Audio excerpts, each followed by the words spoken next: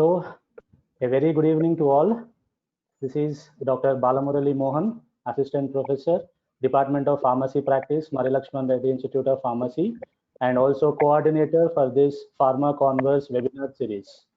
On behalf of our college and the organizing committee, I take this opportunity to welcome you all for our webinar series 5.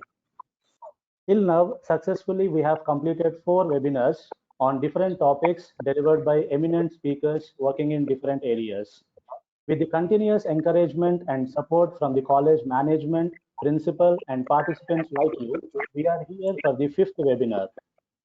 Now, I would like to start the session by requesting our respected principal, Dr. K.S. Murali Krishna sir, to address the participants.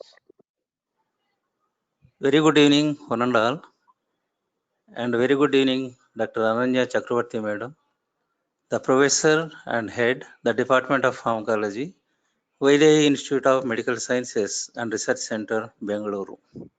And today's topic is quite relevant when the whole world is waiting anxiously and optimistically for vaccine for COVID-19, which is taking a toll of the world population like anything. In such situation, everybody is interested to note, otherwise to understand what is happening with reference to the vaccine development.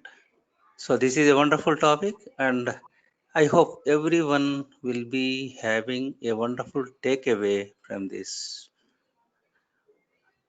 what you can say, talk, which is being delivered by our guest speaker today, Dr. Ananya Chakravarti Madam. Once again, I thank you, Dr. Chakravarti Madam, and I ask Dr. Balamurali to introduce to all the participants. Thank you. Thank you so much, sir. So for today's webinar, we have another eminent speaker, Dr. Ananya Chakrabarti. She is working as a professor and head of the department for the Department of Pharmacology, Vaidehi Institute of Medical Sciences and Research Center, Bengaluru. She is a recognized postgraduate and PhD guide in pharmacology. She is the chair of Institutional Animal Ethics Committee, the deputy coordinator of Pharmacovigilance Unit, and takes care of NABH management of medications of Vaidehi Hospital.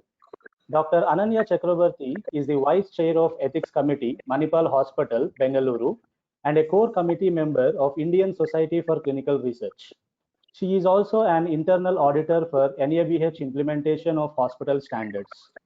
She is in the review team for faculty research projects, Rajiv Gandhi Institute of Health Sciences, past member of Rajiv Gandhi University of Health Sciences, UG Board of Studies, and has conducted LIC inspection of medical institutes on behalf of Rajiv Gandhi University of Health Sciences. She is in the editorial team of International Journal of Medicine and Biomedical Sciences, and also reviewer of Indian Journal of Pharmacology and other national and international journals. She is a certified coach for Berkeley Happiness Program and a co-guide for PhD scholars of Texila American University. Prior to joining Vaidehi, Madam worked a research scientist at the Department of Pharmaceutics, University of Washington, and as a content manager at the medical writing company Indigene. She did her MBBS and MD in pharmacology from Regional Institute of Medical Sciences, Imphal. She is actively involved in research and has organized many conferences and workshops, delivered guest lectures and international webinars, including Tata Memorial Hospital, Mumbai. She is a blogger for a parenting website. She has around 30 publications to her credit in national and international indexed journals. She has published a booklet on the guidelines to prevent the misuse of prescription medications in collaboration with NIMHANS. She has organized many CMEs and national and international conferences. So today I take privilege and I happily welcome Madam to our webinar series, and I request Madam to start her lecture. And today she is going to update us about status of different vaccines for COVID-19. So without any delay, we'll start our session. So we'll start the session with our guest lecture. During the lecture, I request participants to post any of your questions in the question box. And during question hour, our guest speaker will be answering all of your questions. So thank you. And I request Dr. Ananya Madam, please start your lecture. Thank you, Dr. Balamurali. Thank you for Dr. Shahu and principal of the institute for this opportunity today. So good evening, everyone. So I'll be talking on the status of vaccination for COVID-19. So I started reading about this, you can say, like, because of my dad. When I come back from my work, like almost every day, he keeps asking me, like, when will we get the vaccine, the market, and what is the status? So we keep discussing, and that with that interest, like I compiled whatever literature is available till today. So I hope I can, take you through this lecture today.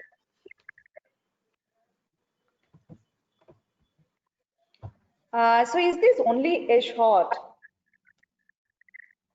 Like here we see one participant, or you can say like a patient sitting in a chair, and the nurse administering, injection. So I thought like I can't start my webinar today without acknowledging this microbiologist. She is none but Dr. Elisa Granato. She is one of the first volunteers in UK's human trial for vaccine for coronavirus. So the vaccine was developed at the Jenner Institute, and the preclinical studies were conducted in chimpanzee in Canada. And once it reached a certain stage of preclinical development, like Oxford University tied up with the pharma giant AstraZeneca for the further development of the vaccine. The vaccine now is named AZD1222. AZ stands for AstraZeneca, and D1112 is the code name or the number given. Formerly, the vaccine was called SHEDOX1 nCoV-19. SHEDOX1 means, chimpanzee adenovirus. OX stands for Oxford. So what happened is, these investigators have used the adenovirus of chimpanzee and incorporated it into along with the genetic material of the coronavirus 19 and developed it into a vaccine. So our gratitude to Dr. Elisa Granato for this, for her bravery, because she is one of the first volunteers. She is a microbiologist. She came forward to take the first shot of the vaccine SHEDOX1. As I mentioned in the previous slide, this vaccine is made out of the genetic material of the SARS coronavirus, and this material is incorporated into chimpanzee adenovirus, because we all know that adenovirus, these are RNA viruses that cause flu. So it was thought that it will be easy to incorporate into chimpanzee adenovirus and then deliver it to human. So as you all know from this background, that this is a synthetic vaccine. So the main advantage is that it acts like a cartridge vaccine. It consists of mostly synthetic peptides, contain bits and pieces that can be readily replaced to update the vaccine to combat new strains of pathogen. We all are aware of that the pandemic had started in Wuhan city of China, and the strain that was isolated from Wuhan, that differs from the strain that's isolated from other parts of the world, including India. So the virus has replicated. It has become, the strain has become a little more virulent in some places, whereas less virulent in other parts of the world. Like just developing a vaccine, it may not help target these virulent strains. So the best approach is to have a vaccine that can be updated based on the organism, right? So that way, like synthetic vaccine, the purity can be controlled because it is produced the same way like any other pharmaceutical product. And these vaccines are supposed to be safer because they don't involve cell-derived material or biological process, in contrast to the traditional vaccines, which are purely biological. They are composed of dead or attenuated strains of pathogens. So because of this reason, compared to synthetic vaccine, traditional vaccines are less expensive. So synthetic vaccines are supposed to be more expensive, and traditional vaccine usually they lack the ability to increase the speed of production. But I think that won't be the case with the synthetic vaccines, because that can boost, the quantity of production can be enhanced, or you can say it can be controlled. So we can have traditional or synthetic vaccine for this current pandemic that can target the coronavirus. So what are the approaches? So people can, came up with various ways to, develop immunity against the pathogens. So they have used various approaches, like they have used live attenuated vaccines, then inactivated vaccines, then DNA vaccines.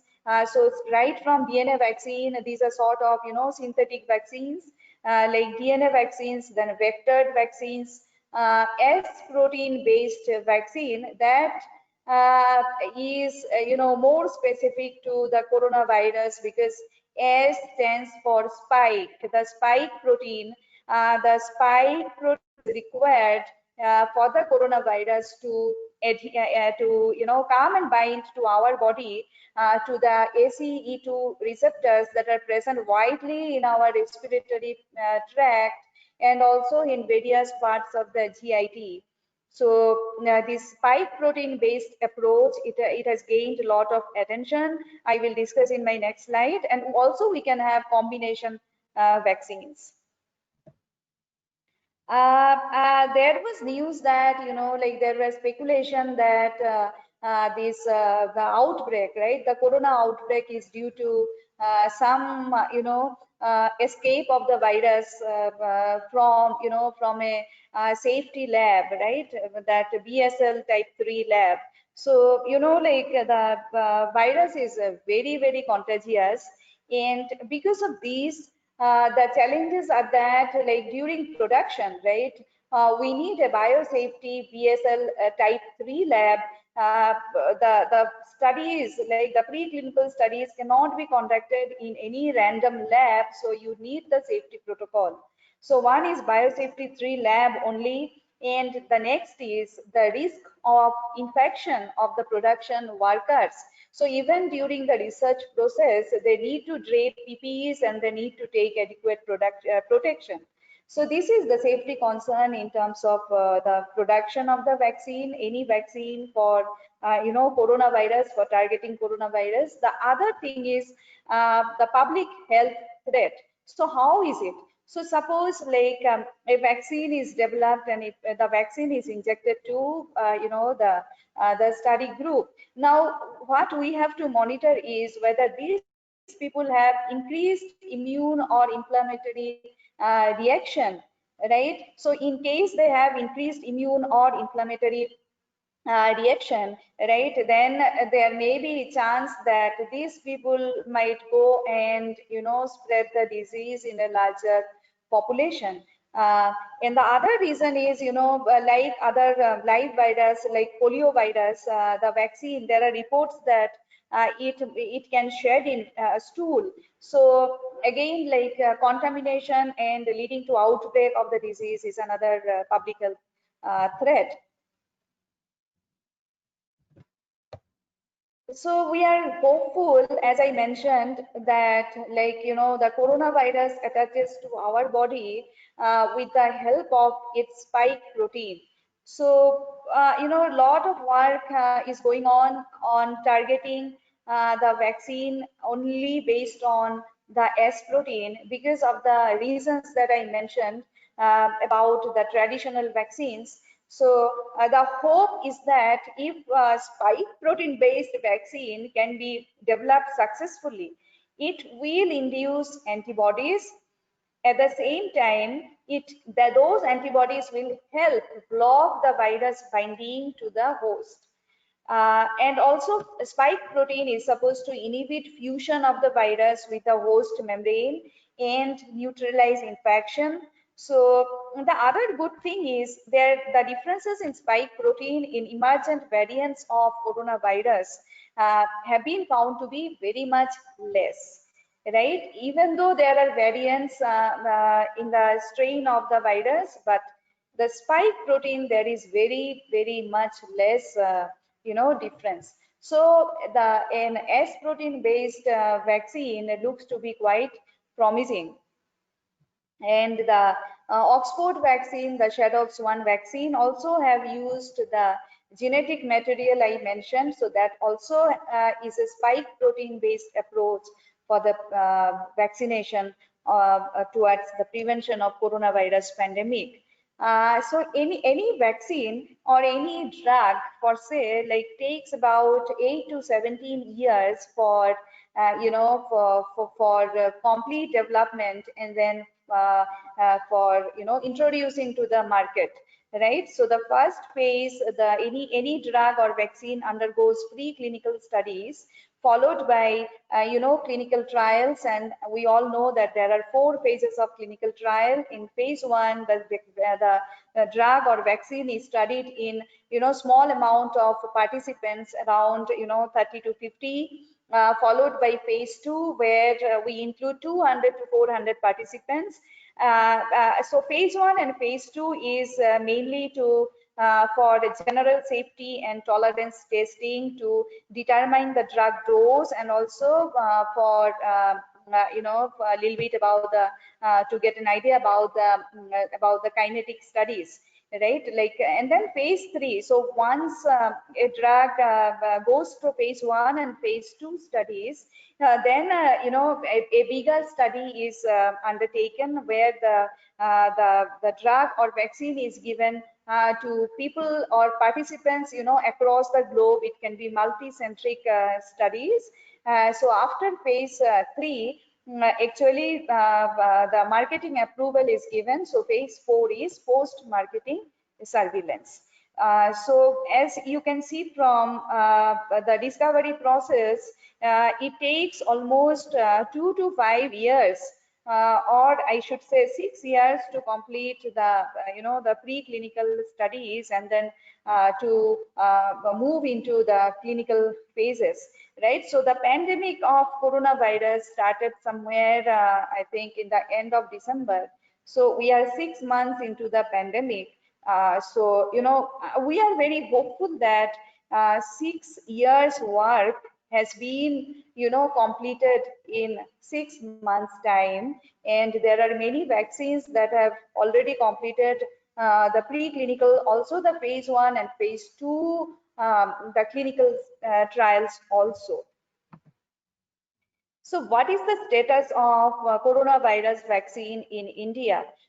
So if you look at the CTRI registry, that is the Clinical Trial Registry of India, so the team is working 24/7 to process any COVID-based studies. And very recently, the vaccine from Bharat Biotech that I will talk about in the next 2 slides has been registered, I think, around 27th of last month, that is June 27, the trial was registered in the Clinical Trial Registry of India. So Dr. Balaram Bhargava, who is the Director General of ICMR, right, he called for making research Atmanirbhar. So with this approach, ICMR had extracted the first strain, right, from an asymptomatic individual and transferred that strain to BBIL, that is Bharat Biotech International Limited.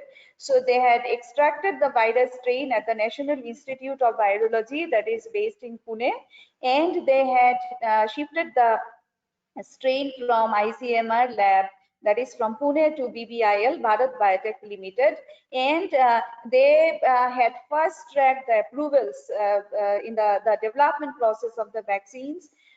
So there is, so the vaccine recently finished the preclinical studies, and it has entered the clinical trial phases. So the vaccine is called Covaxin, the vaccine that is developed by jointly by ICMR and Bharat Biotech International Limited. It is called Covaxin. So it is the first indigenous COVID-19 vaccine candidate towards our Atmanirbhar approach.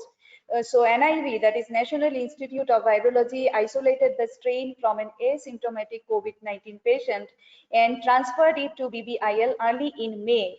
So now we are in July mid, so May, June, like in 2 months, like all the preclinical requirements were taken care of, and now the vaccine is in the clinical trial already started, and ICMR has published the Bharat Biotech Limited has published the list of the institutes who have collaborated for the study.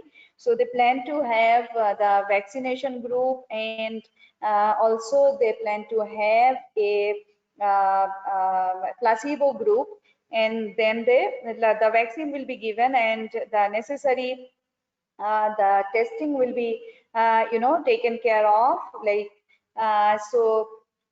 there was this news clip that the vaccine will be ready by 15th of August, right? So there were a lot of discussions going on in various media about this timeline, whether it is feasible, whether if we have to have the vaccine in another 1 month time, whether quality will be maintained.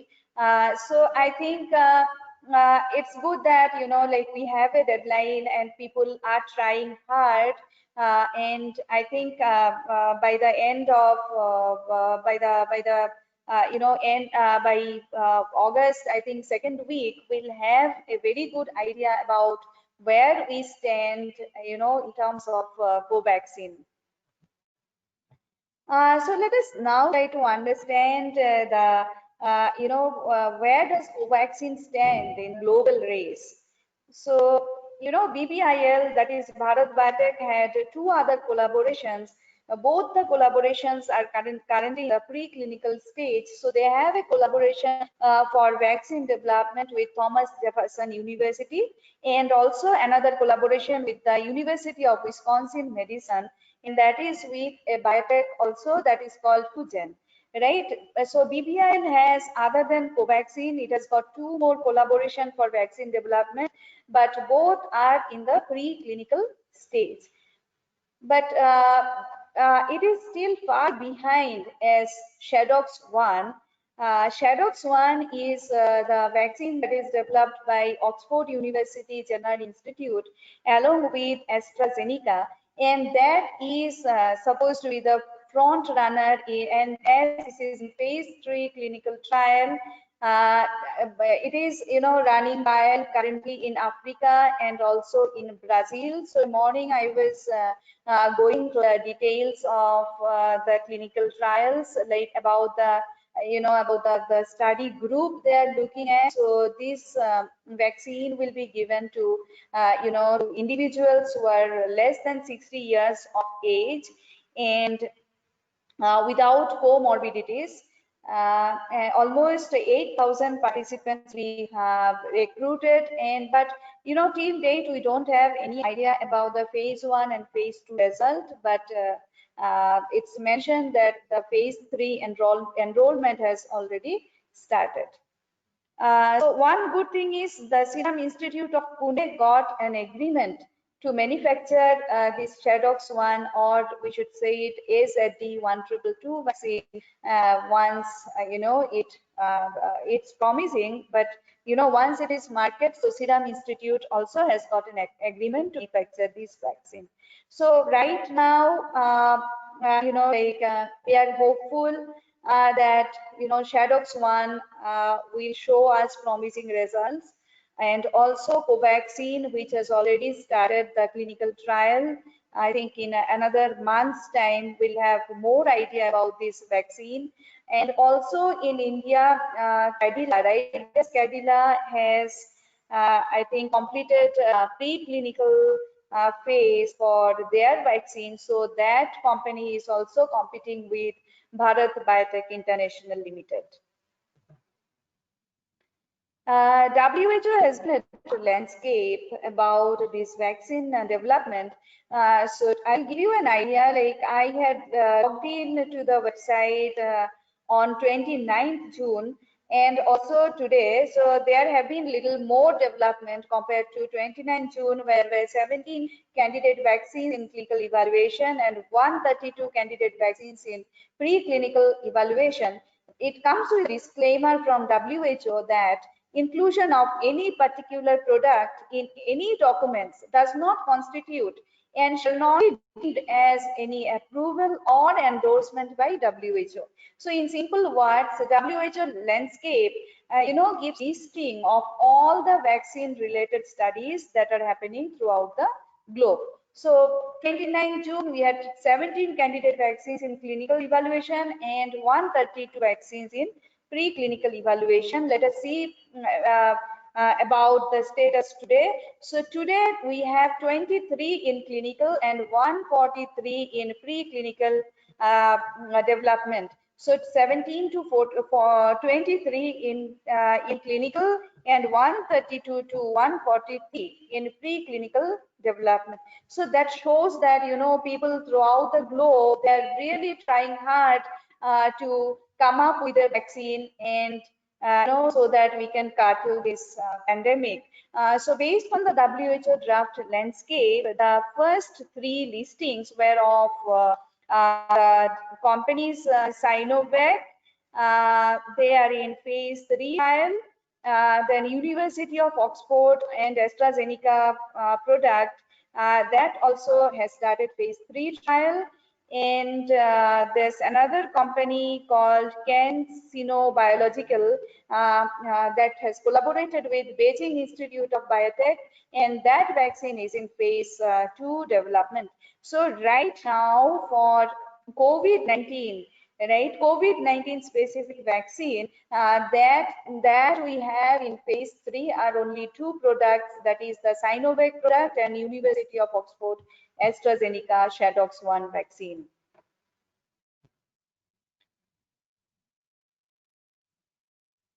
So vaccines in based on WHO.int publications, again, I think I have already mentioned.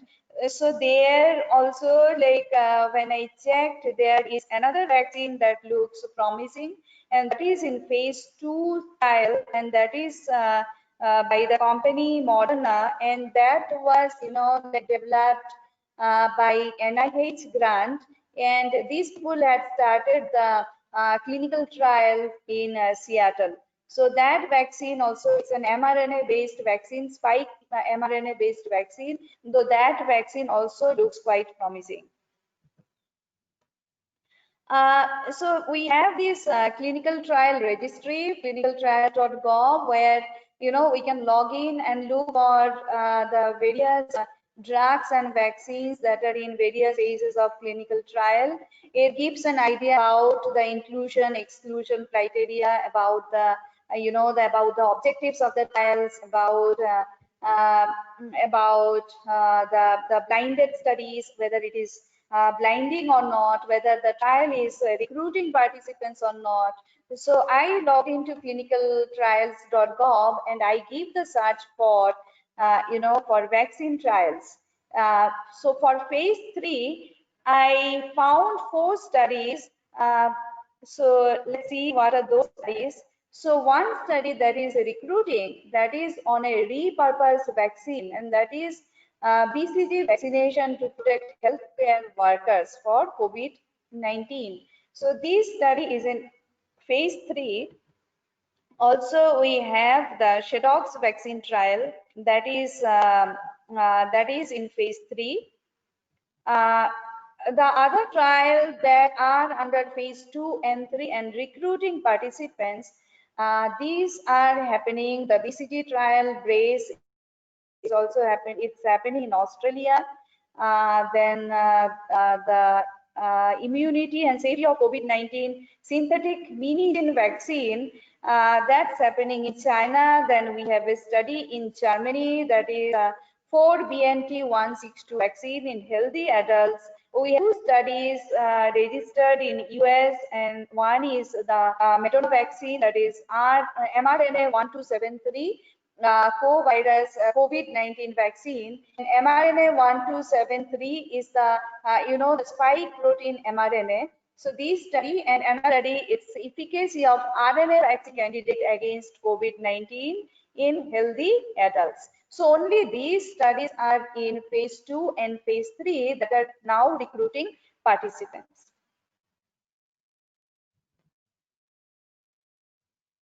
There's a COVID-19 vaccine tracker. So that is by raps.org. So when I visited the website today morning, and I see the same thing there, the AstraZeneca vaccine, and there's this Melbourne, University of Melbourne vaccine, the Australia vaccine. So these are in phase 2-3 trial. The University of Australia vaccine is not recruiting stage 3 yet. Then there is this Moderna vaccine, as I mentioned, the trial started in Seattle. And then there is Pfizer vaccine that is also under phase 1-2. And then there is this Wuhan Institute of Biological Products that is Sinopharm. So that vaccine is also in phase 1 and 2. So when I get a search word as India, COVID vaccine India, I found 2 studies. So one is Covaxin, that is the Bharat Biotech and ICMR vaccine. It's mentioned this is in phase 1 trial, and the Zydus Cadila vaccine, so it's mentioned it is in phase 1 or phase 2 trial, but I didn't get more data about any of the vaccines. 2 days back, there was a report in the newspapers, in all media, that that Oxford vaccine will provide double protection, right? Actually, for the Oxford vaccine trial, the study reports are expected by the end of this month. But there are some reports that it might provide a double protection. So what is it actually? People are very hopeful about COVID-19 vaccine, but there are few questions that are there in our mind. So one question is, so when a person recovers from COVID-19, it has been found that the antibodies stay in the body, specific antibodies are found in the body for up to 3 to 4 months. And after that, there may be chance of reinfection because the immunity comes down, right? So because of this reason, even when a patient is asked to donate convalescent plasma, the best time to donate is, once the patient goes back home, rests for 14 days, and then the person is asked to come back, mostly after 28 days of the infection. And the person can give the donate plasma twice, and he has to donate it within 3 months, because there is a possibility that after this 3 to 4 months the immunity comes down, right? So with this approach, right, there are these questions in our mind, like what will happen with the vaccine, right? Whether the immunity will last long. So that we do not know the answer yet, but this report is promising. So what it says is, like this vaccine is able to stimulate the the production of both killer T cells, T lymphocytes, as well as antibodies, the requisite antibodies. So the immunity might last for a longer time, because T cells have a tendency to stay in our body for years together. So there is hope that once this vaccine is taken, then the immunity might last longer. So I have already mentioned that there are, other vaccines that are doing good and they're under trial. So let's a little bit learn about those trials. So Moderna, in March, the company began testing its messenger RNA-based vaccine in a phase 1 clinical trial in Seattle. In mid-May, the company announced the vaccine had produced antibodies in 45 trial participants. Right, the study included 45 healthy volunteers, and if you see the age between 18 to 55, now they have decided to give the vaccine even to elderly. So who were getting 2 shots 28 days apart, right? So 2 shots 28 days apart. The study was conducted in 45 clinical trial participants of age 18 to 55 years. So those studies showed that their platform is safe, so which allowed the company to skip certain animal testing for specific vaccines. So I have told you about the stages of drug development, and also mentioned that the 6 years hard work, like that people have completed now in 6 months. So how was that? So people question about safety, right? See, you are finishing these trials early, so how safe will be the vaccine? Now, why are these companies able to finish the trials early? See, this is one reason, because their platform was safe. So that allowed the company to skip certain animal testing for specific vaccine. They got accelerated approval for the trial phases. So in early May, the company received permission from FDA to start phase 2 study of its vaccine. So phase 1 was conducted in 45 trial participants. If you remember from the previous slides, we have mentioned that for phase 1, you need maximum of 50 participants. They have used 45 trial participants here, and since the results were promising, they moved on to phase 2 study. The company expects to begin phase 3 study in July. They have already started, and FDA has agreed to fast track regulatory review of this vaccine if it succeeds in phase 3 clinical trial. The other company, that is Inovio. So when COVID appeared in December, they already had been working on a DNA vaccine for MERS, right? So these allowed the company to quickly develop a potential COVID-19 vaccine, because for them also the platform was there already, and they also experience on development of vaccine for MERS, right? So as we all know that these are the same coronavirus, right, that causes MERS. So they already have the experience with their vaccine product for MERS, so they could quickly come up and develop a potential COVID-19 vaccine. So the company officials announced that at the end of April that it had enrolled 40 healthy volunteers in phase 1 clinical trial, and they were preparing to start phase 2 and 3 clinical trial soon. Now, Johnson & Johnson and Sanofi both were working on a vaccine of their own.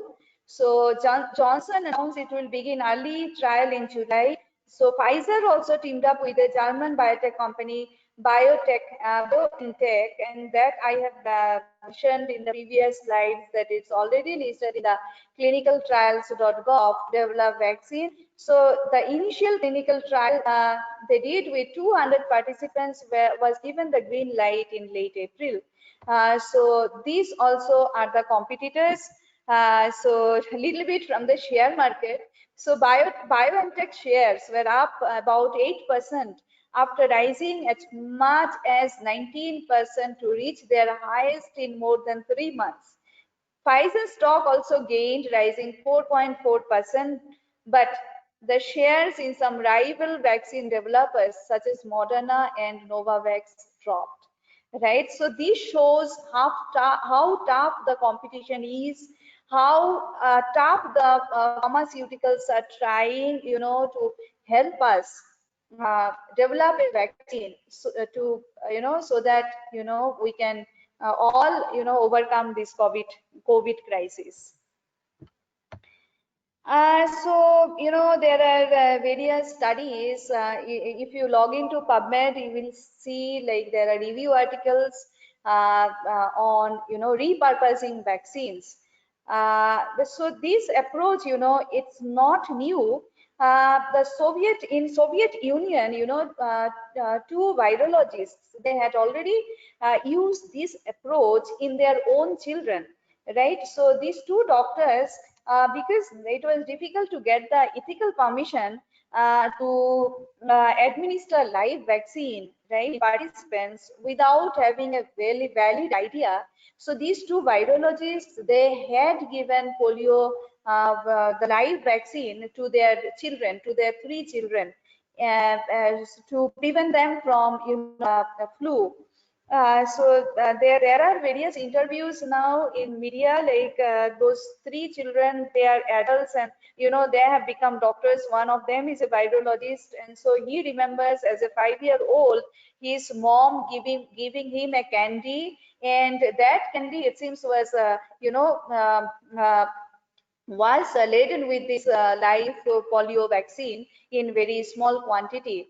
So similarly, so people are trying this approach, the Soviet vaccine strategy. So there are studies, and I already mentioned to you all that there is this BCG vaccine trial in healthcare workers for COVID. Then there are trials on there are studies, not trials, on mumps, measles, and rubella vaccine, whether these vaccines can then recently, like another study in another, I think, newspaper clip that I saw from India, that whether pneumococcal vaccine can be tried for COVID-19. So this is called repurposing vaccine. So live polio vaccine, similarity with corona is that this also is a positive stranded RNA virus. So could induce common innate immunity. On the other hand, this vaccine is safe, it is affordable, it is widely available in over 140 countries throughout the globe, and it might prevent the transmission of the virus. So the idea is that you give the vaccine and it will induce some antibodies, and these antibodies will prevent the action of coronavirus and prevent the coronavirus infection.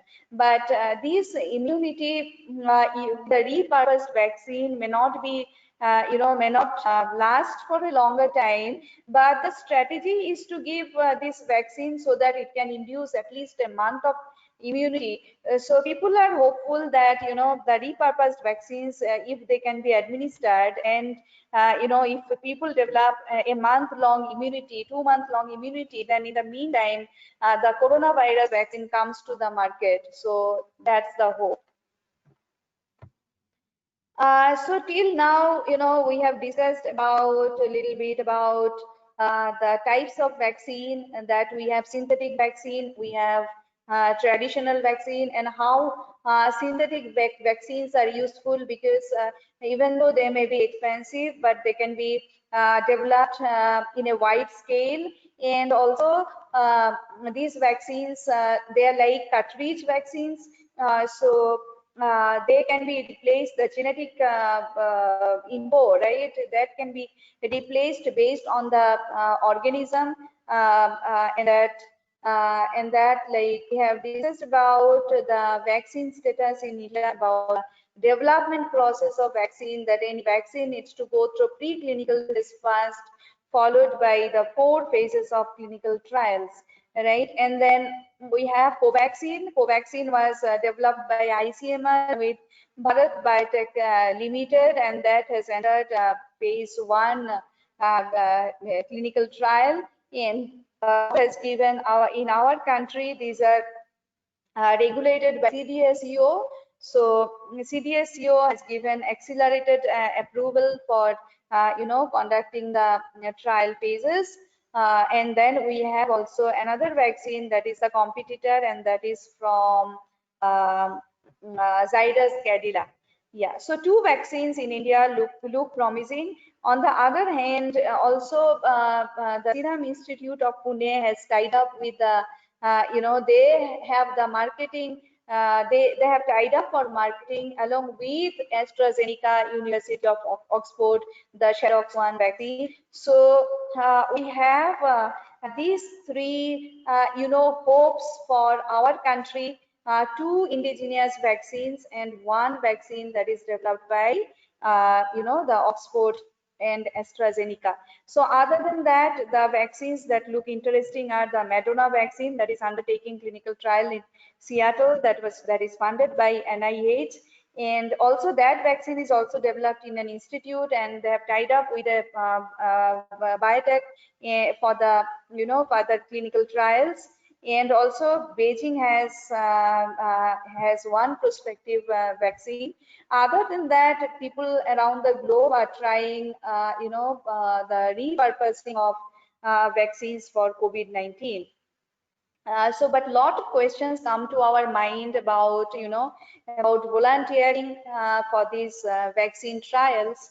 So as you know, like in India, right, like people are not coming forward to to donate convalescent plasma. It's very, very difficult, right? People are getting treated, but they don't want to donate because of the fear that their immunity will come down and they may catch corona infection again. So one, I think, challenge would be like to find suitable participants for these vaccine studies. And then there is this ethical aspects also.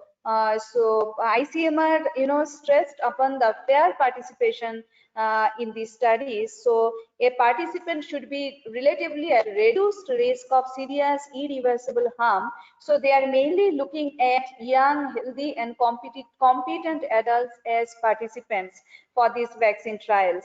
And the other thing that is interesting is that it's very different from other vaccine and other drug trial. So for COVID related trials, we need a robust, high quality informed consent. Now, what is this robust, high quality informed consent?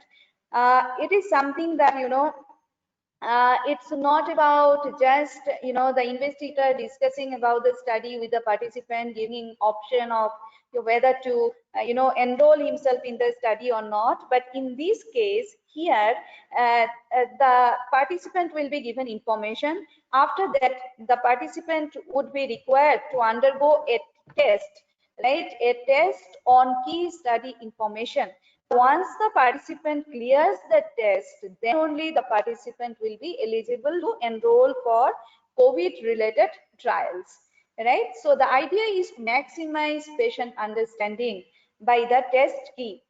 So for all these things, right, we need specific stakeholders engagement of hospitals, engagement of study participants, engagement of the of the clinical of the trial investigators, of the research team, and of course government plays a government participation. It plays a huge role in these COVID trials.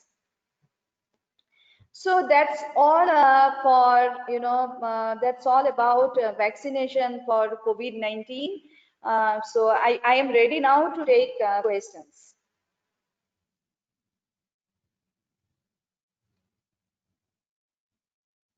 Hello. Yeah, ma'am. Yeah. Thank you so much, ma'am. So we'll be seeing what are the questions came from participants. Yes. Yes, ma'am.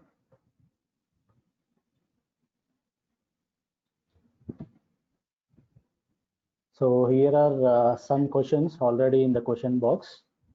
Yes. So shall I read out, ma'am? Yes. Yes, ma'am.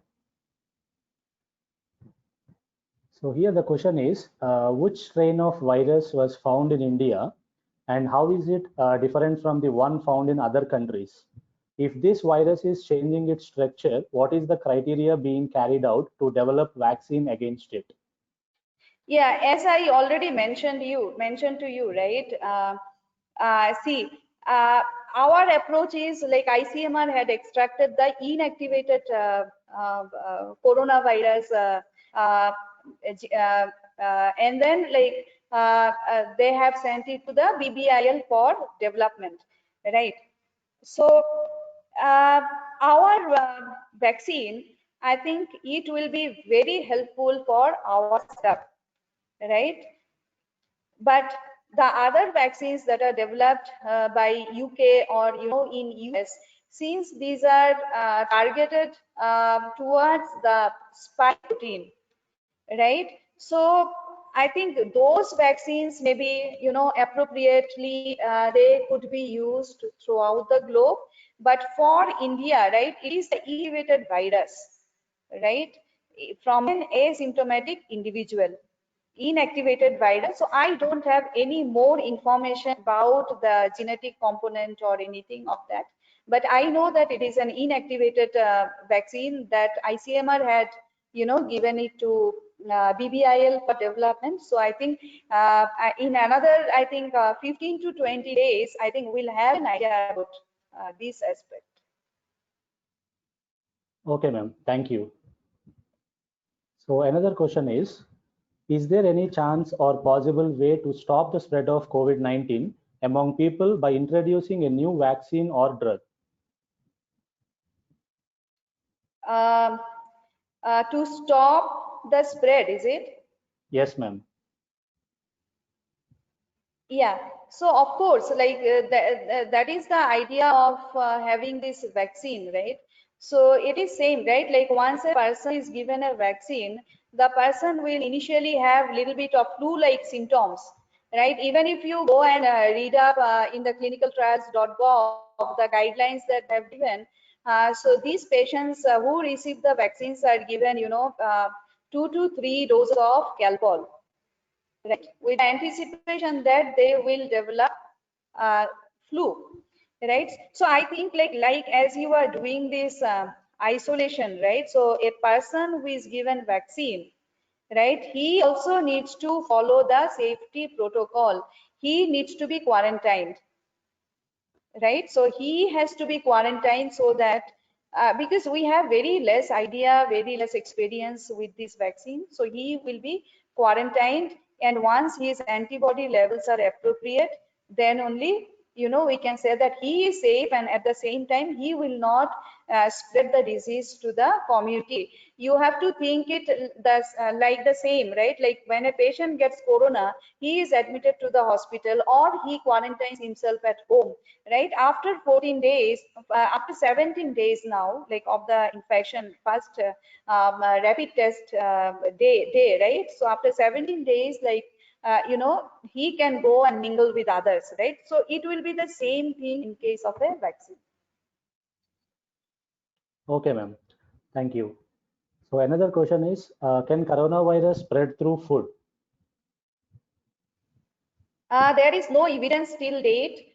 So we are following WHO guidelines. So till date, WHO has not mentioned anything that corona can spread through food. But yeah, so it will not spread through food, but it will definitely spread if you don't wash your hands with soap and water before you eat the food, or before and after you receive the parcel. So that is important. Okay, ma'am. Another question is, role of BCG vaccine in COVID-related pneumonia. Yeah, that's what I mentioned, right? BCG is a repurposed vaccine, right? It cannot directly go and control the infection, but it will because of the vaccination, right? It will have some antibodies, so that can be beneficial in COVID pneumonia also.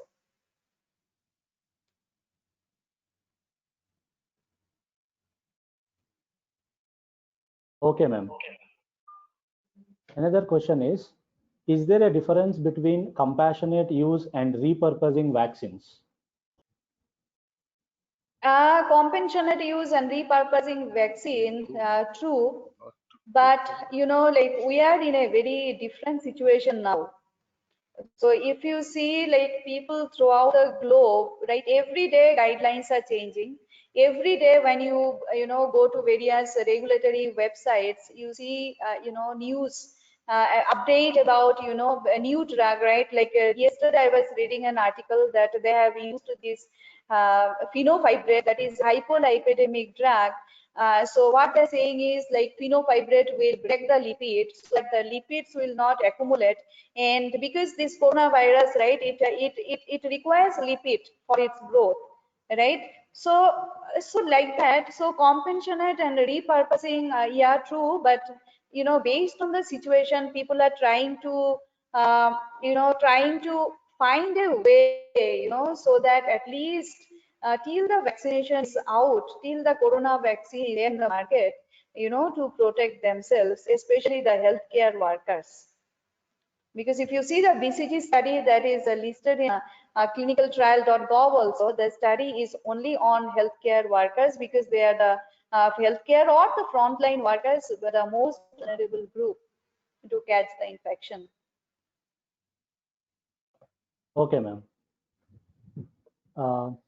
Will the vaccine which is being developed be equally effective in preventing the disease in all age groups, or is there any variations? Actually, there are studies that say that like the vaccine may not be effective for elderly. So, and they have given some, you know, they have given some reasoning also for that. For example, like elderly, they have this thymus gland, right, which processes our cells, right, that help in the immunity. So that gland is not very active in case of elderly.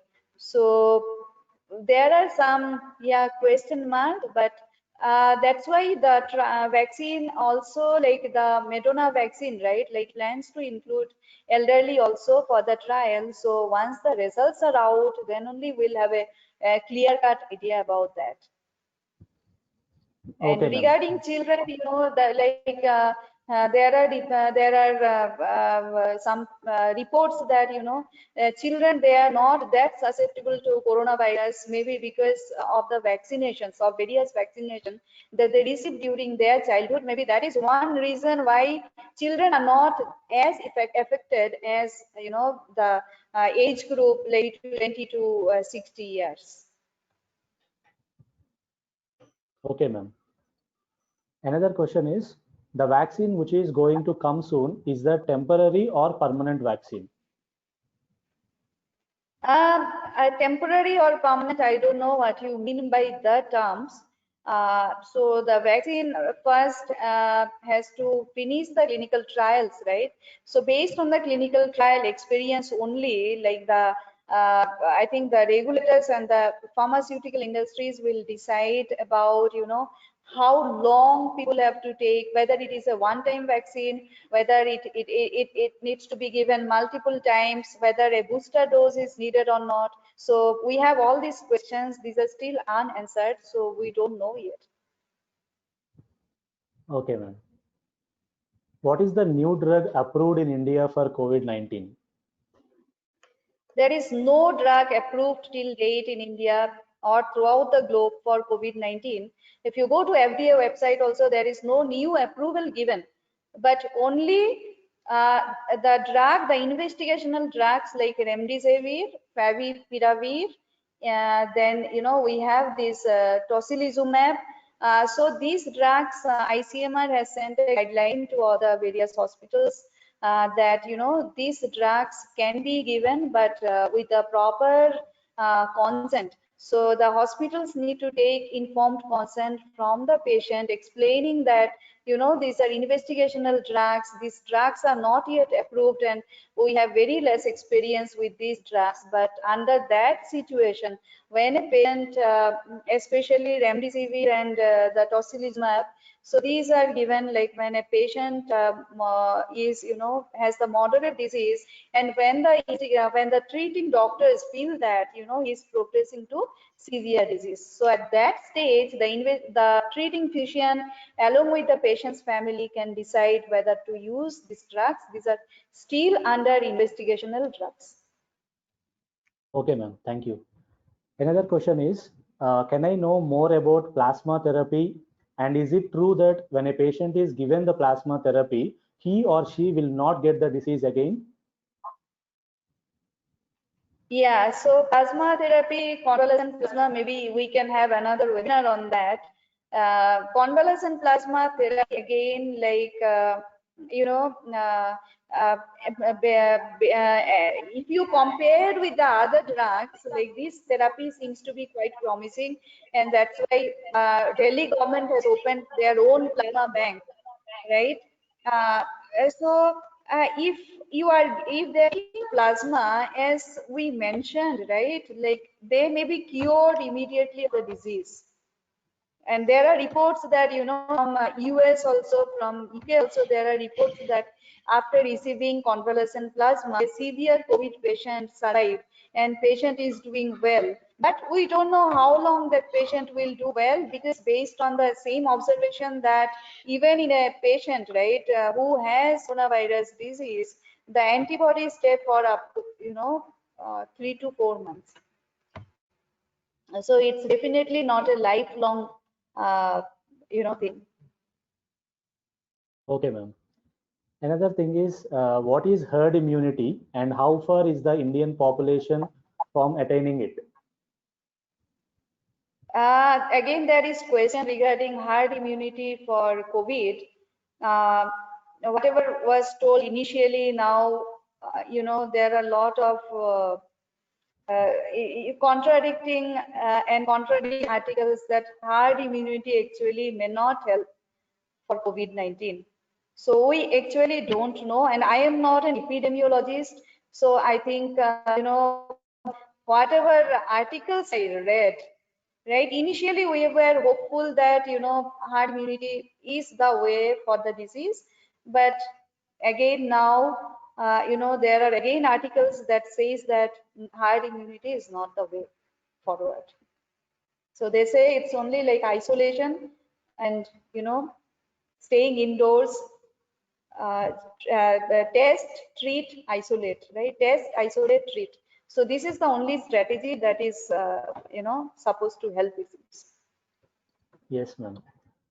Another question is, generally identifying a strain and preclinical trials, etc., take 2 or more years, but in the present case, they have finished the preclinical trial in a few months. How can we be sure of the performance of these vaccines? That's what I mentioned, right? That's why I kept 2 slides on this particular issue. I thought you all will understand. See, so not every company is able to come up with a vaccine. Those companies who already had the platform based on, coronavirus, they were already working on coronavirus and related diseases. So they had the platform. So, it was easy for them to develop this. But yeah, so what you asked is true. Everybody has the concern. We all have the concern. But if you see, like, because people are working, day in, day out, and the regulators are giving 24/7. They are working to give approvals, and a lot of things are, hastened. The regulatory approvals that used to take 3 months, 4 months, right?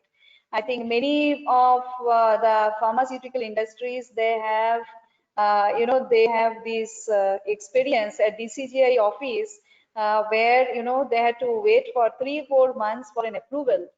So now see, those approval processes are faster, and also a lot of government support is there, okay, for the development of these vaccines. So I think it's a collaborative approach that has helped, like getting this faster.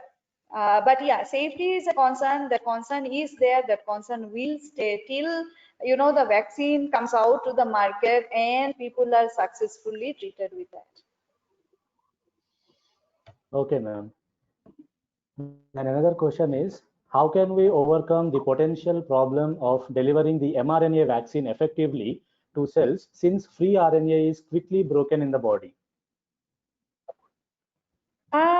There are these technologies through which, because as I mentioned, in US, both the studies, like, they are like mRNA based approach. The other one is RNA based approach.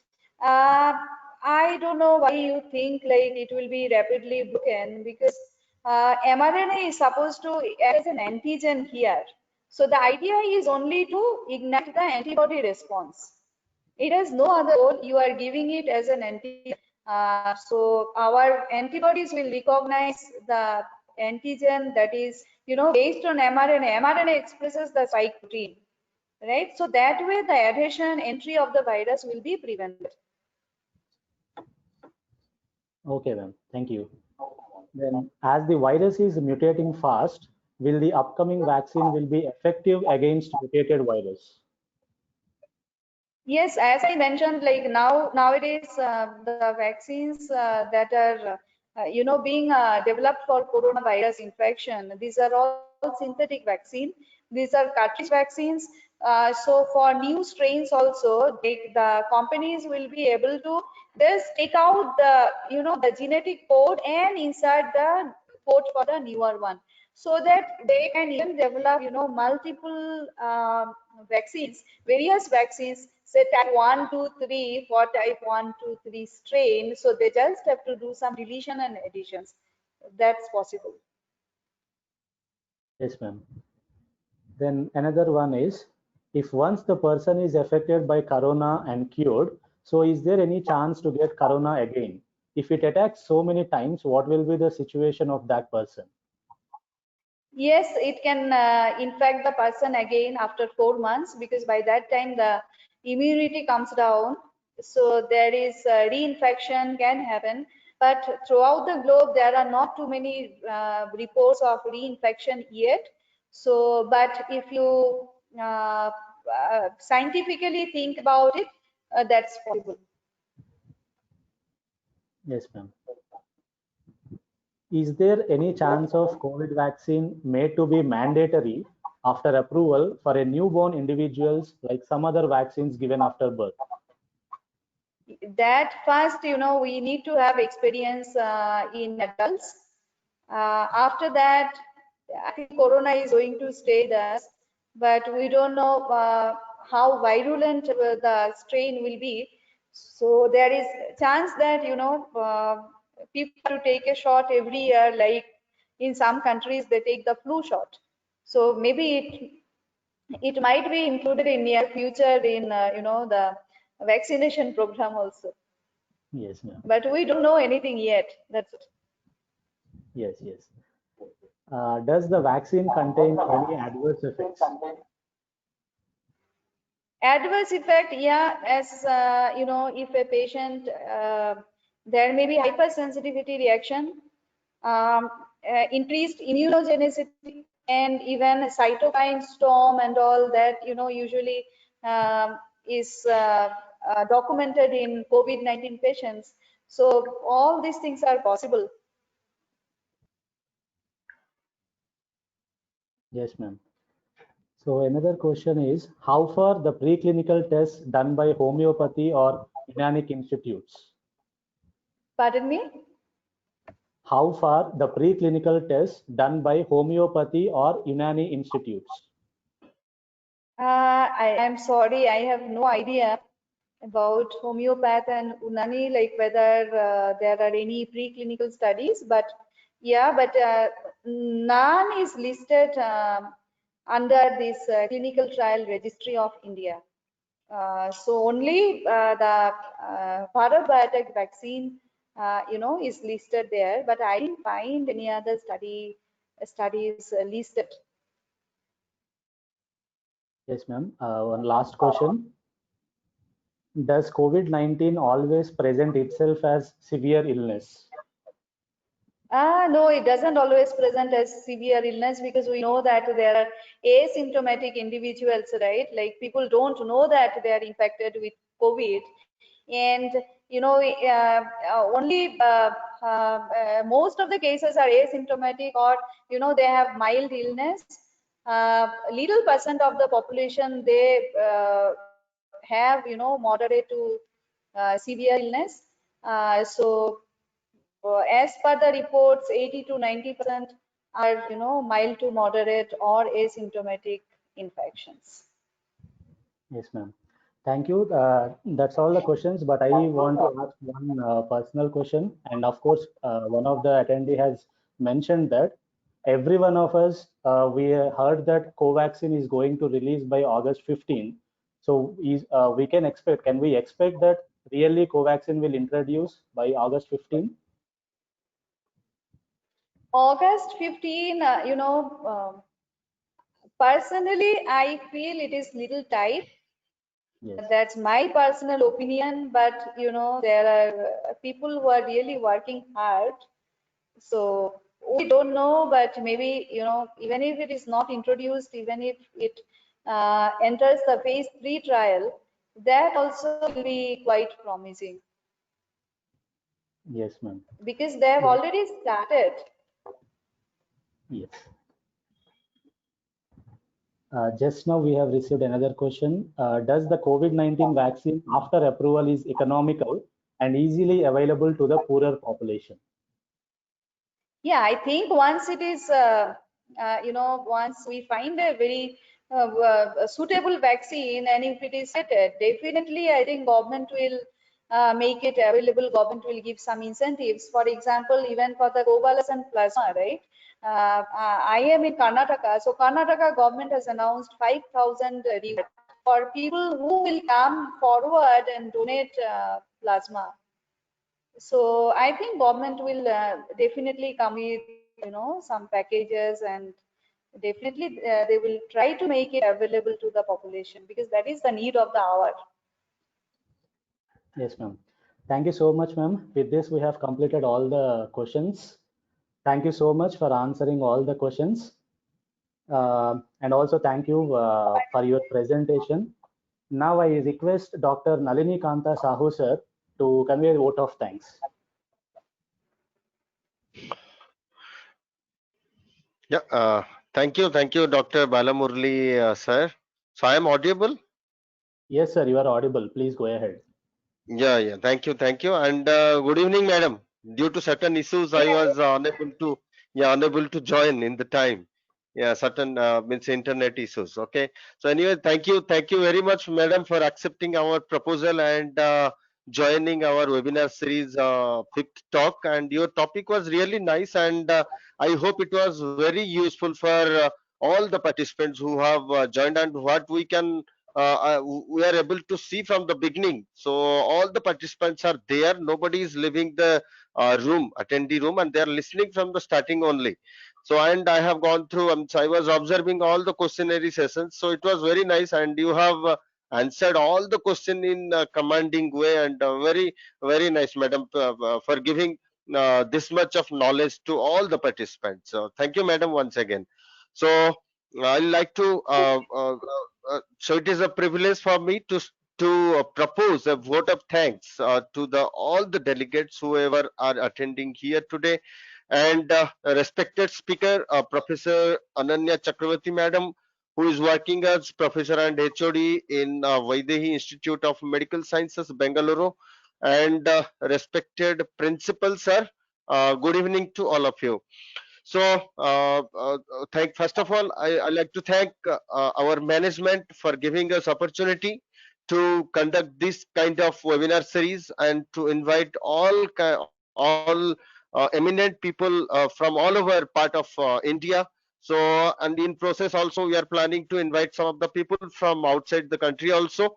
So, like to thank Madam for giving nice talk, and also I'd like to thank our principal sir, who is encouraging all the time, and who is encouraging us to invite all the eminent people all over country. So thank you, sir, once again. So I'd like to thank Dr. S. Balamurli sir for conducting webinar in such a smooth manner. So thank you also. And I'd like to thank all the participants who have spent their valuable time here today, and they have spent with us from the beginning itself, and they have cooperated our chief speaker today in this occasion. So thank you all, and again I'd like to thank, finally I'd like to thank the God who has made us sit in one room. It's in different rooms, but in one platform, that is your go-to webinar. and listening this kind of talk. So thank you. It is our pleasure to be safe in these conditions, as there is a rate of infection is more and more. So I'm very much happy for that. And I like to, every time I like to wind up with the session with any quote. So today the quote is from one of the scientists, Albert Einstein. He said that if you want to be successful in life and if you want to be happy in your life, then tie to a goal and not tie to any adverse conditions or any kind of adverse situation. So with that, I want to wind up this session, and right now I want to hand over to our Dr. S. Balu Murli sir, who is the coordinator of this webinar series, to give further information for next webinar series. Thank you. Thank you, sir. Thank you, Dr. Ananya Madam, for accepting our invitation and giving a wonderful and nice presentation. So thank you so much for that. So dear participants, feedback form is open for all of you. So you can access the feedback link in your reminder mails, and I request all the participants to give feedback, and also for receiving e-certificate. So please fill the feedback form. And regarding the next webinar series, so we'll update you the details either in WhatsApp or in the email. So thank you so much for being here for 1.5 hours and listening to the Dr. Ananya Madam's wonderful lecture. So we hope the same thing will continue in our next webinar programs also. Thank you so much. Thank you so much, madam. Thank you, madam. Thank you, madam.